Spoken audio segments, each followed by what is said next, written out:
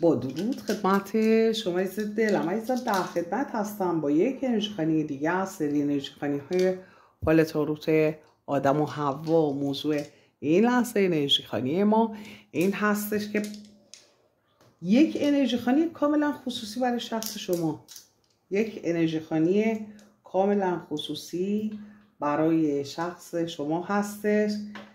بله، سنگ های 7 چاکرا که برای شما هست، این سنگ ها اینا رو برای شما خریدم عزیز دلم. میتونی زوم کنی روشون نگاه کنی. اینم یه آویز 7 چاکرا هستش که اینم برای شماست. من اینا رو برای شما تهیه کردم که شما نگاه کنید و برای پاکسازی چاکراها بسیار بسیار مفید هستش. با نام یاد خداوند و یاری کائنات، همین که کائنات هر آنچه که پنهان هست بر شما عزیز دلم همکنون و در همین لحظه در همین آن آشکار کنه.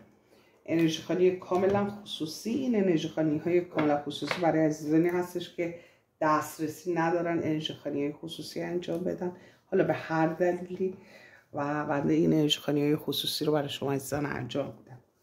دوست دارم عزیز دلم، لایک کن، سابسکرایب کن، اون زنگوله رو بزن. بله، همین که کائنات در طبق اخلاص تمام آرزوهای قلبی شما عزیز دلم رو تقدیم حضورت کنم. بله، با نام یاد خداوند و یاری کائنات انرژی خوانیمون رو آغاز کنیم. شما تشریف نداری کارت بکشی، بندم کارت نمیکشم. هر کارتی رو که کائنات برای شما عزیز دلم انتخاب کنه به این شکل برات میخونم.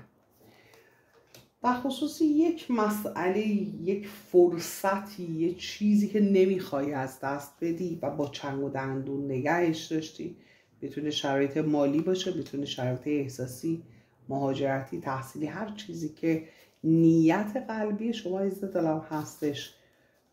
بله، و یه یأس و ناامیدی و نگرانی رو شما داری به پشت سر میگذاری، خیلی نگران هستی، نگران این شرایط. اما یه چیزی بهت بگم قربونت برم، یه چیزی میخوام بهت بگم، یه مژده میخوام بهت بدم، یک معجزه در راه هستش.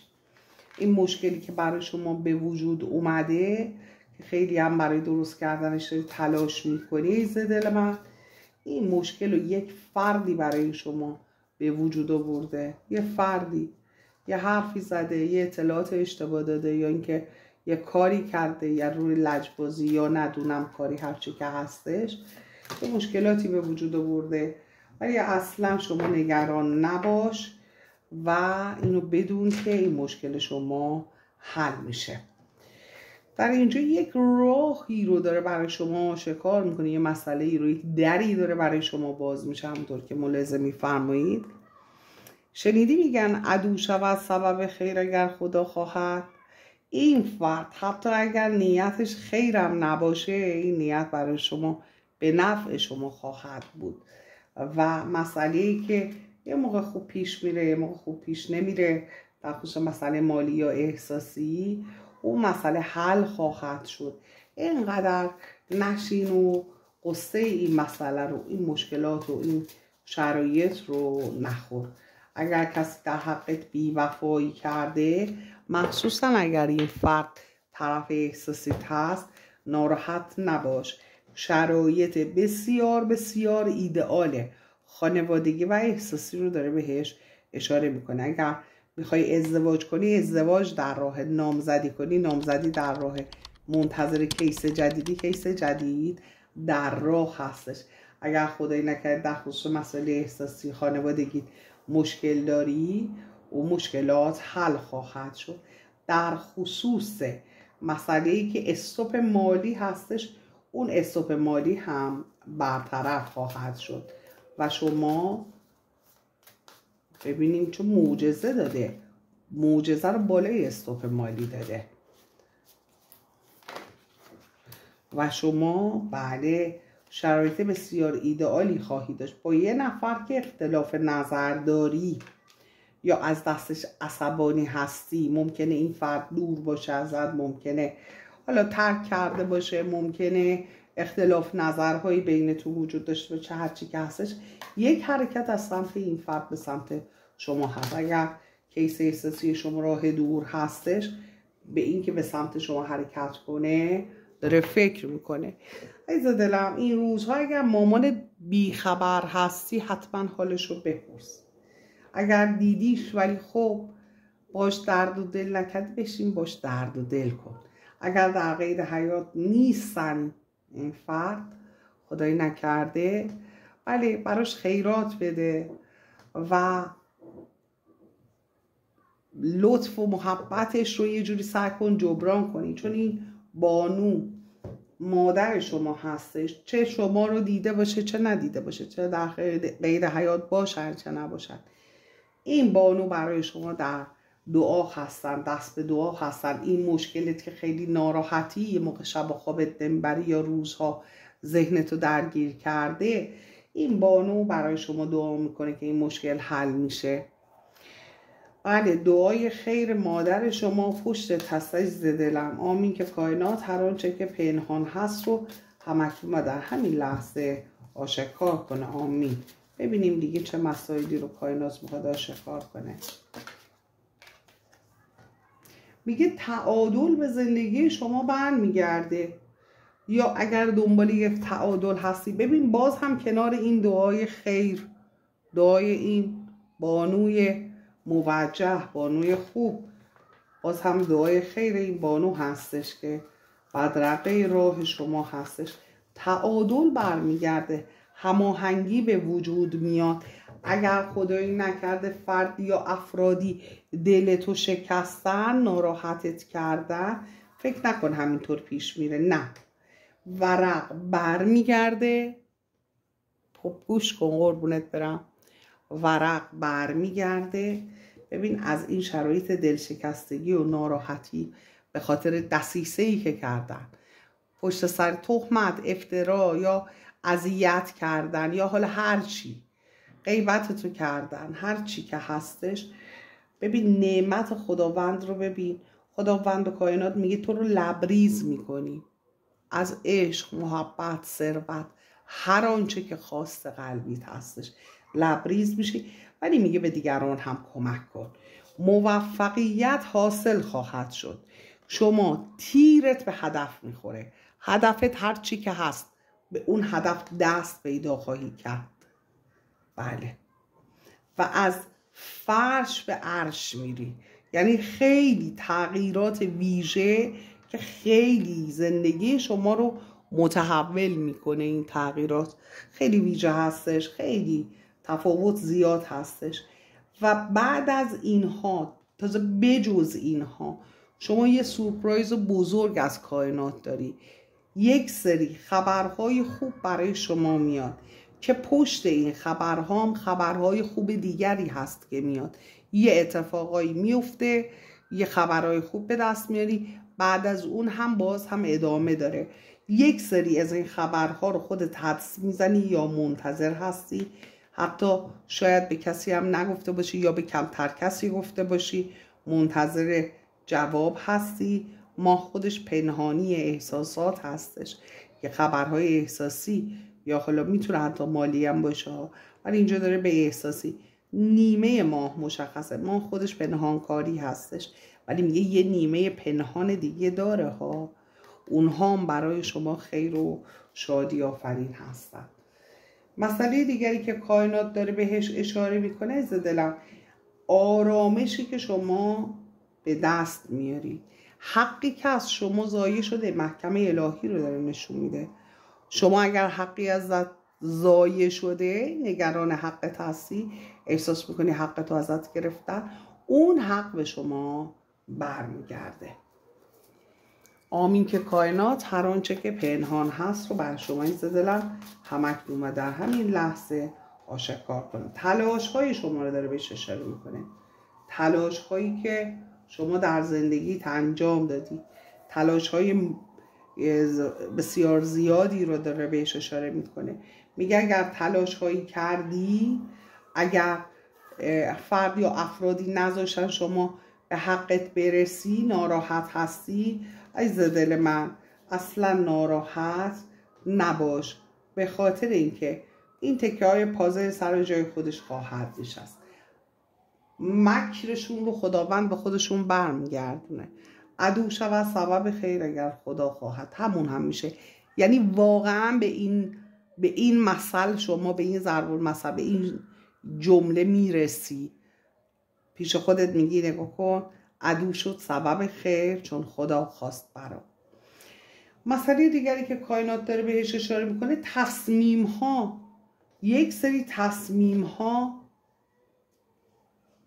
که حالا شما برنامه ریزی کردی توی ذهنت، میگه که فقط سعی کن، عزیز دلم، این باز هم داره تکرار میکنه کائنات، میگه فقط سعی کن که مغرور نشی. عزیز دلم مغرور بشی یه چیزایی رو ازت میبرن.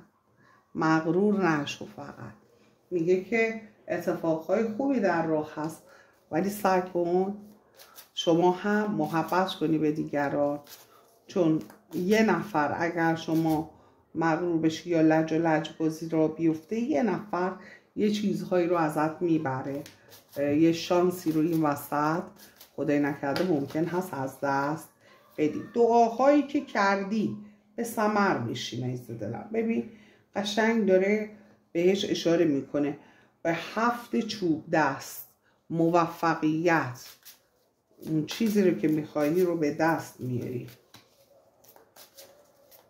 و اینکه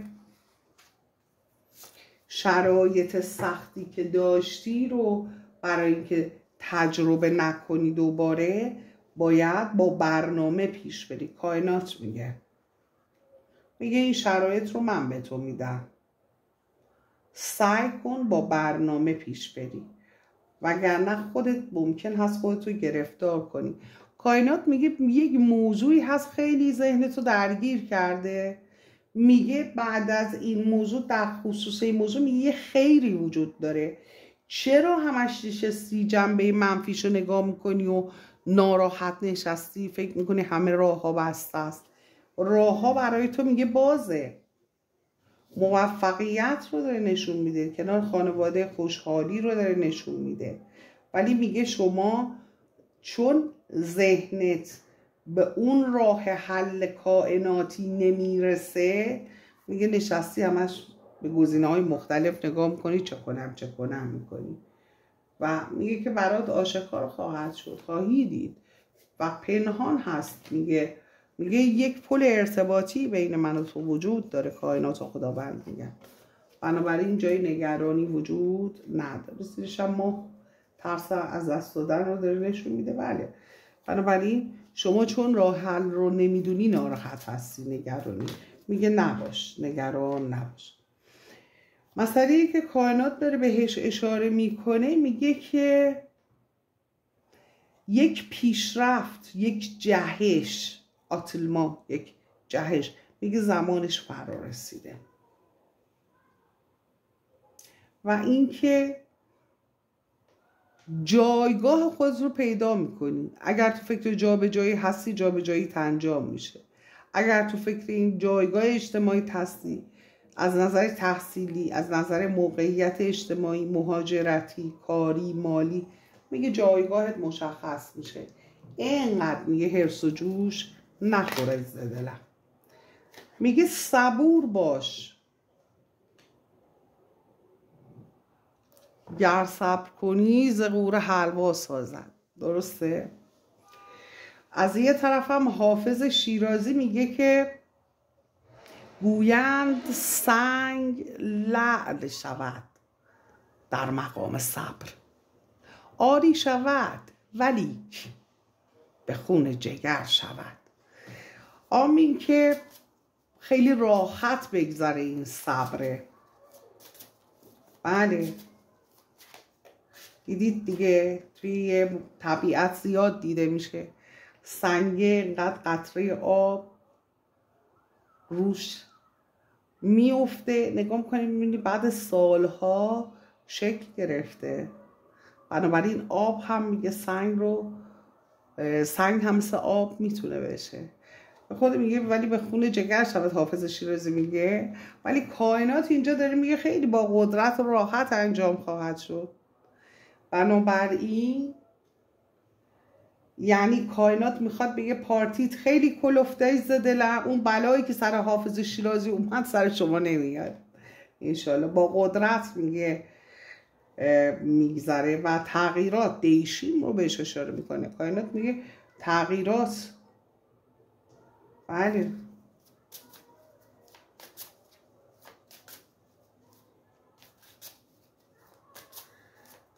تغییرات صورت خواهد گرفت. میگه اینجوری نمیمونه.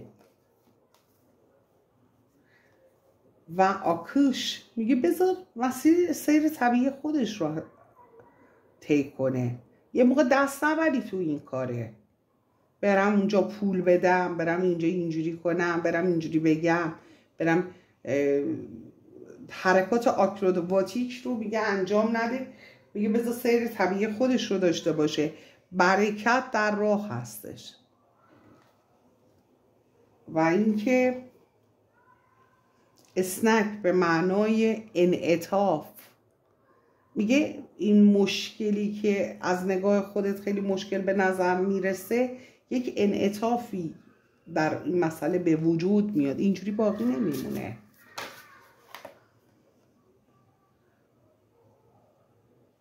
و چیزی رو که داری جستجو میکنی رو دریافت خواهی کرد.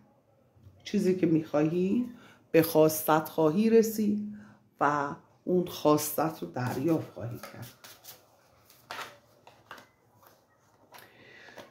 لطف الهی بکند کار خیش، مژده رحمت برساند سروش. درسته؟ بفرما. مثل یک گنج، اما شبیه حلقه هم هست. اگر جویای ازدواج و نامزدی و این مسائل هستی، حلقه رو داره بشارتش رو میده کائنات.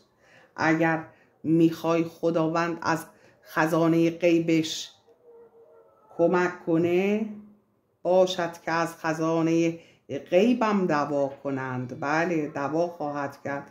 از خزانه غیبش خداوند کمک میکنه به شما. معشوق چون نقاب ز رخ در نمی کشد، هر کس حکایتی و تصور چرا کند. چون حسن عاقبت نه به رندی و زاهدی است، صاحب دلان حکایت دل خوش ادا کنند. بله شما به خواستت خواهی رسید و میگه ابهاماتی وجود داره برای شما. پیش خودت میگه همش چجوری، کی، پس کی، چجوری. ابهاماتی وجود داره برای شما. راه حلش عزیز دل من کائناتی هست. میگه از زمین و از زمان یاری میشه به شما و özgürlük به معنای آزادانه شما انتخابی میکنید و آزادانه حرکتی میکنید. در این خصوص به شما یاری میشه و میگه همینطوری که مسئله داره سیر طبیعیشو داره طی میکنه میره جلو، atılma giderek همینطوری که داره سیر طبیعیشو جلو میره، یه دفعه‌ای به طور بسیار آنی atılma، یک پرش، یک دریافت رو داره بهتون نویدش رو میده کائنات. و اغنوس رو داریم در اینجا، یک شروع باشکوه، یک شروع باشکوه رو و سوینچ از شادی پردر آوردن. ولی آمین که کائنات هر آنچه که پنهان هست بر شما عزیز دلم همکنون در همین لحظه در همین آن آشکار کنه. بله امروز هوای مادرتو داشته باش. چشم سوم، امروز از اون روزا هست که 7 نفس عمیق بکش، 7 دقیقه به هیچی فکر نکن، 7 دقیقه تصویر سازی کن، ببین چه معجزاتی میبینی. امروز از همون روزها هست. چشم سومت هم پاکسازی میشه، نشون میده که شما حس ششمت خیلی قوی هست. چیزی که داره نشون میده اینجا، اگر اینطوره لطفاً کامنت کن. و بله کارت رویا، خواب دیدن، یه خواسته ای رو داشتن. چی میشه این خواب و رویا، این خواسته، این آرزو؟ بله این آرزو مخصوصا اگر احساسی هست انجام میشه. حالا عشق به مسئله احساسی، عشق به پول، عشق به کار، عشق به تحصیل، عشق به مهاجرت، عشق به مسافرت، هر چی که هستش انجام خواهد شد. عزیز دل من قربونت برم، نگران نباش، شما خدا داری. بله، و اون چهره واقعی فردی رو که میخوای ببینی، اون چهرهش برات آشکار خواهد شد. یک سری حقایق برای شما آشکار میشه و اینکه مسائل برای شما آسان میشه. پر رو داره نشون میده، آسان شدن مسائل و رسیدن خبرها رو داره بهش اشاره میکنه. یه سری خبرهایی برای شما میاد و خیلی شادی آفرین میتونه باشه. یه خبرهای زیاد رو داره بهش اشاره میکنه. از کسی که دور هستی یا منتظر خبری هستی، خبرهایی دریافت خواهی کرد از دلم. و اینکه بله، موفقیت ها، شادمانی ها یکی پس از دیگری و از نظر احساسی موفقیت احساسی رو داره بهش اشاره میکنه.